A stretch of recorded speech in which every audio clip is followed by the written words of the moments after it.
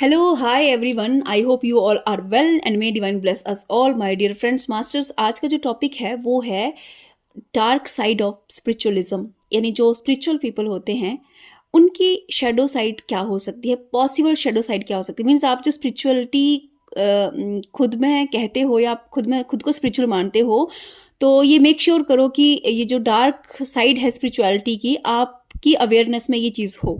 मतलब ऐसा ना हो, क्योंकि शैडोज जो है वो सबके अंदर होती है, हमारी डार्क साइड सबके अंदर होती है, लेकिन अपनी डार्कनेस का पता होना ही उस डार्कनेस का विलीन होना है। तो आप अगर खुद को स्पिरिचुअल कहते हो तो मेक श्योर कि जो लिस्ट मैं अभी नीचे बताने वाली हूँ, आप में वो चीज़ें हैं या नहीं। अगर हैं तो उसको एक्सेप्ट करो और रिलीज करो, और अगर आपको लगता है नहीं है तो ढूंढो ढूंढो, ऐसा हो ही नहीं सकता कि ना हो, राइट। तो रियल स्पिरिचुअलिज्म तब स्टार्ट होता है जब अपनी स्पिरिचुअलिटी की भी शैडो साइड को आप देख लेते हो, है ना।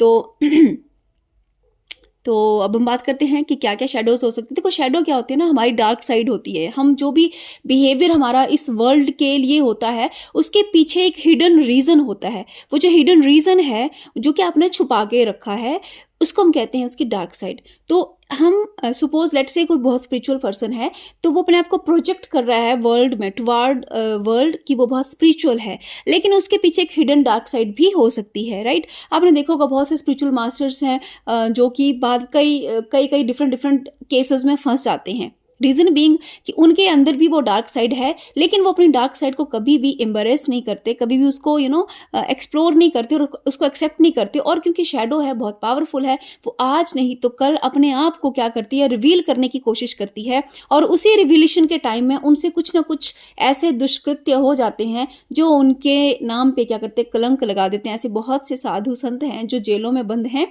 तो वो क्यों बंद है? क्योंकि उन्होंने अपने अंदर की डार्कनेस को कभी भी एक्सप्लोर करने की कोशिश नहीं की।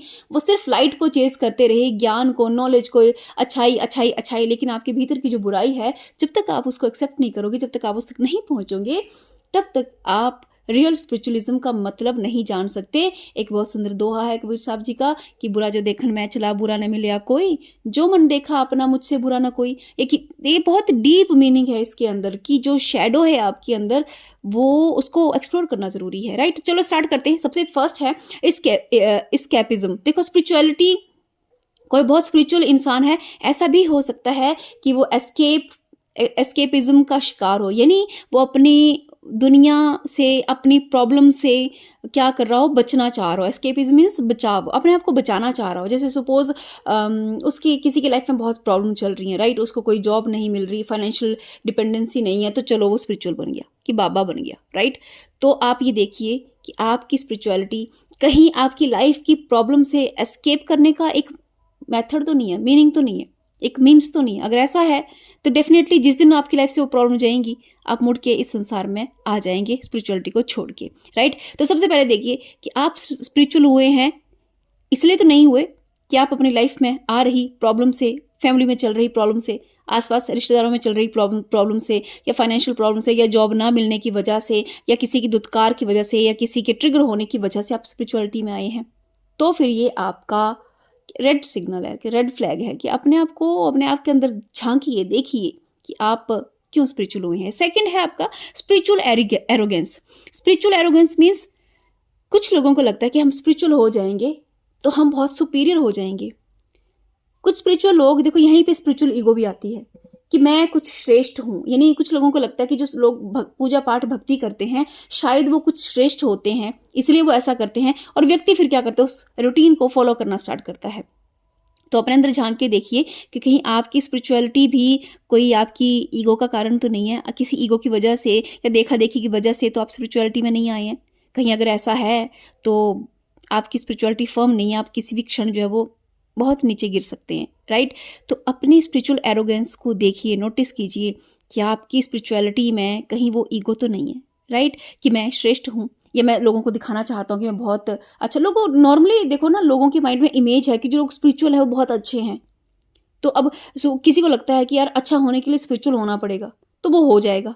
वो इसकी शेडो है, हालांकि उसको पता नहीं चल रहा है, उसकी शेडो है, उसकी डार्क साइड है, कि वो स्पिरिचुअल ही इसलिए हुआ है क्योंकि उसको दिखाना है लोगों को वो अच्छा है, वो बहुत अच्छा है, राइट। लेकिन ये तो ट्रू स्पिरिचुअलिटी नहीं ना हुई, राइट। उसके बाद है रिप्रेशन ऑफ डिजायर्स। यानी अगर आप, किसी ने अपने भीतर की इच्छाओं को मार दिया है, या अपनी इच्छाओं को मारना चाहता है, उसको इस संसार की इच्छाओं से मुक्ति चाहिए, तब वो स्पिरिचुअलिटी में आया है, तो भी ये रियल स्पिरिचुअलिज्म नहीं है। भाई इच्छाओं से पार जाने का रास्ता ये नहीं कि आप इच्छाओं को मारो। इच्छाएं बहुत प्रबल होती हैं, वो आज नहीं तो कल आपके सामने आके खड़ी हो जाएंगी और आप उनका कुछ नहीं कर सकते। जब तक आपको ज्ञान नहीं आ जाता, अंडरस्टैंडिंग नहीं आ जाती, आप इच्छाओं से मुक्त नहीं हो सकते। जबरदस्ती इच्छाओं से मुक्ति का प्रयास करेंगे और स्पिरिचुअलिज्म की तरफ आएंगे, ऐसे बहुत से साधु सन्यासी करते हैं, बहुत से संत लोग, ऐसा संत नहीं कहेंगे, संत तो वो है जो सत्य का संग जिसने कर लिया है, लेकिन हाँ बहुत से स्पिरिचुअल लोग ऐसा करते हैं कि वो क्या करते हैं, अपने डिजायर्स को, अपनी इच्छाओं को मारना चाहते हैं। उस संसार में कुछ इच्छाएं हैं जो उनको लगता है कि पूरी नहीं हो सकती। जैसे फॉर एग्जांपल, अब कोई चाहता है कि मैं करोड़पति बन जाऊं, उसको लगता है कि यार ये कभी हो नहीं सकता, या मुझे फलानी चीज़ मिलनी चाहिए, उसकी बहुत इच्छा है कि ये लड़की मिलनी चाहिए, ये लड़का मिलना चाहिए, मेरी लाइफ में ऐसा होना चाहिए, वैसा नहीं हुआ तो वो फिर लोग क्या बन गए, स्पिरिचुअलिटी की तरफ आ गए। तो इसका मतलब कि आपकी इच्छा पूरी नहीं हुई तो आप स्पिरिचुअलिटी में आ गए। इसका मतलब कि अगर आपकी इच्छा कल को पूरी हो जाएगी तो आप वापिस से वर्ल्ड में चले जाओगे, मीन्स आपकी स्पिरिचुअलिटी फर्म नहीं है, ये आपकी डार्क साइड है। अपने आप को देखिए, भीतर झांक के देखिए कि स्पिरिचुअलिटी में आने का कारण कहीं आपकी इच्छाएं पूरी ना होना तो नहीं है, या इच्छाओं को दबाना तो नहीं है, राइट। उसके बाद है आपका नेक्स्ट जो पॉइंट है, नेक्स्ट जो शेडो, पॉसिबल शेडो है, वो है ओवर आइडेंटिफिकेशन, यानी अपने आप को यूनिक दिखाना, लोगों से अलग दिखाना कि मैं कुछ अलग हूँ, मैं कुछ भगवान का सर्वश्रेष्ठ बच्चा हूँ, या भगवान की मुझ पे कुछ खास कृपा है। इस तरह से अपने आप को प्रोजेक्ट करना, या इस तरह की भीतर इच्छा होना, अगर ऐसी इच्छा भी है तो भी आप स्पिरिचुअलिटी का दिखावा अवश्य करेंगे। हालांकि आपको लगेगा कि मैं ट्रू स्पिरिचुअलिटी प्रैक्टिस कर रही हूँ या कर रहा हूँ, लेकिन बैक ऑफ द डोर अगर आप झांक के अपने अंदर देखेंगे ना, तो आप पाएंगे कि आप स्पिरिचुअलिटी के नाम पे अपना नाम बनाना चाह रहे हैं। आप अपने आप को दुनिया को दिखाना चाह रहे हैं कि भाई मैं भी कुछ हूँ, मेरी भी कुछ वैल्यू है, और शायद मैं आप लोगों से सर्वश्रेष्ठ हूँ क्योंकि मैं स्पिरिचुअलिटी प्रैक्टिस कर रहा हूँ। ऐसा भी पॉसिबल है मास्टर्स कि आप इतनी स्पिरिचुअलिटी प्रैक्टिस कर रहे हो और एक ऐसा पर्सन है जो स्पिरिचुअलिटी की प्रैक्टिस नहीं कर रहा है, वो आपसे ज़्यादा अवेकन्ड है। बहुत पॉसिबल है। स्पिरिचुअलिटी की ट्रू डेफिनेशन क्या है ये आप एक्सप्लेन नहीं कर सकते। आंखें बंद करके ध्यान में बैठ जाना, किसी हिमालय की किसी गुफा में बैठ जाना इज नॉट स्पिरिचुअलिटी, राइट। तो स्पिरिचुअल जितने मास्टर्स हुए हैं, बुद्ध से लेके, जैन से लेके, हमारे कृष्ण महावीर जितने भी हुए हैं, श्री कृष्ण महावीर, श्री राम, सबके अलग अलग रास्ते रहे हैं। किसी न किसी क्षेत्र में उन्होंने अपने ध्यान को लगाया है। अवश्य नहीं है कि आंखें बंद करके ही वो बैठे हैं, जरूरी नहीं है कि वो हिमालय की गुफा में ही गए हैं, नहीं, ठीक है। तो अपने आप को ओवर आइडेंटिफाई करना या अपने आप को सर्वश्रेष्ठ मानना, अपने आप को सब लोगों में एक सुपीरियर फील करवाना, ये भी आपका कारण हो सकता है स्पिरिचुअलिटी में आने का। ध्यान से अपने अंदर देखिए, अगर ऐसा कारण है तो आपकी स्पिरिचुअलिटी ट्रू नहीं है, फर्म नहीं है, वो कभी भी गिर सकती है, आपको कभी भी गिरा सकती है। नेक्स्ट है रियलिटी को नेग्लेक्ट करना, मीन्स ये जो वर्ल्ड है, ये संसार है, इसमें जो चीजें चल रही हैं इसको टोटली इग्नोर करना और एक फिक्शन को मानने लग जाना, यानी एक अपने माइंड में ही अपनी दुनिया बना लेना। यानी ये जैसे हम लोग कहते हैं संसार कुछ भी नहीं है, ये मोह माया कुछ भी नहीं है, ये रिश्ते नाते कुछ भी नहीं है, ये कुछ ठीक है, कुछ भी नहीं है, लेकिन क्या सत्य में आपको लगता है कि कुछ भी नहीं है, या सिर्फ बाहर से आप कह रहे हो कि कुछ भी नहीं है। जैसे एक बड़ी सुंदर बात कही थी आनंद मूर्ति गुरु माँ जी का, मैं एक प्रवचन सुन रही थी, उन्होंने बड़ी सुंदर बात कही थी कि कोई व्यक्ति थे जो कि बहुत ही ज़्यादा वेदांती थे, उपनिषदों का ज्ञान रखते थे, हाई लेवल का उपनिषद की चर्चा वो किया करते थे, लेकिन एक क्षण आया जब उनके जीवन में उनकी किसी प्रियजन की मृत्यु होगी तो वो विचलित हो गए। तो गुरु माँ कहती हैं कि तब मैंने उनसे कहा कि वो ज्ञान कहाँ चला गया, जो उपनिषदों का, वेदांतों का ज्ञान था आपके पास, वो कहाँ चला गया, जब जिसमें कहा गया है कि मनुष्य की मृत्यु तो कभी नहीं होती, आत्मा कभी नहीं मरती, वो ज्ञान कहाँ है अब। तो कई बार क्या होता है ना, हम लोग ज्ञान सिर्फ दिखावे के लिए करते हैं और भीतर से हमें वो ज्ञान होता नहीं है, बस रटा रटाया, सुना सुनाया, पढ़ा पढ़ाया ज्ञान है। अगर ऐसा है तो इसका मतलब आप रियलिटी को एक्सेप्ट नहीं कर रहे भाई। आप जो ये संसार है उसको एक्सेप्ट कर लो, जरूरी नहीं है कि आपने इसको नेग्लेक्ट किया। अगर आप संसार की रियलिटी को टोटली एक्सेप्ट कर लेते हो तो भी आप स्पिरिचुअली हो, एटलीस्ट आपने कुछ तो एक्सेप्ट किया। या तो टोटली नेग्लेक्ट कर दो, अनकॉन्शियस माइंड तक उसको नेग्लेक्ट कर दो, तो आप परम वैराग्य को प्राप्त हो जाएंगे, और नहीं तो अनकॉन्शियस लेवल तक उसको एक्सेप्ट कर लो, तो भी आप उससे पार चले जाएंगे, क्योंकि अब कुछ बचा ही नहीं जिसको आप रिजेक्ट कर सकते हो। द्वंद्व तो वही है जहाँ पे एक्सेप्टेंस और रिजेक्शन चल रही है, जहाँ पे या तो सब कुछ रिजेक्ट हो गया, नेति नेति या इति इति, ठीक है ना। ये 2 वाक्य अगर आपने कर लिए, दोनों में से एक भी कर लिए तो सब खत्म, राइट। तो उस अपने अंदर के देखिए कि कहीं आप ऐसा तो नहीं कि रियलिटी को नेग्लेक्ट कर रहे हैं, जस्ट रटे तोते बने हैं, राइट। तो अगर ऐसा है तो आपकी स्पिरिचुअलिटी फर्म नहीं है। यकीन मानिए बहुत गहरे कुएं में, गर्त में जाके गिरेंगे, जितने पहले खड़े थे उससे ज़्यादा ही गहरे में गिरेंगे। उससे नेक्स्ट है डिपेंडेंसी, कि आपके अंदर इतना वॉइड है, इतनी एम्प्टीनेस है, इतना खालीपन है कि उस खालीपन को भरने के लिए आप स्पिरिचुअलिटी में आ गए, आप भगवान पे डिपेंड हो गए, कि अब वो जो वॉइड था, खालीपन था, वो लोगों से ना भरा गया, तो अब ईश्वर मैं तुमसे भर रहा हूँ, और अब उस वॉइड को भरने के लिए आप ईश्वर पे डिपेंड हो गए। यकीन मानिए ट्रू स्पिरिचुअलिटी है ईश्वर जो जिससे हम बनते हैं, गुरु है चाहे भगवान है, उसका भी त्याग करना, तभी हम अपने रियल सेल्फ को जान सकते हैं। तो अगर आप इमोशनली या किसी एम्प्टीनेस की वजह से या भीतर के खालीपन की वजह से भगवान से जुड़े हैं, स्पिरिचुअलिटी से जुड़े हैं, तो जिस दिन बाहर की कोई वस्तु उस खालीपन को भरेगी, आप ईश्वर का हाथ छोड़ देंगे, तो इसका अर्थ है कि आपकी स्पिरिचुअलिटी फर्म नहीं है। ये स्पिरिचुअलिटी की डार्क साइड है। अपने अंदर झांक के देखिए कि कहीं डार्कनेस आपके अंदर तो नहीं है।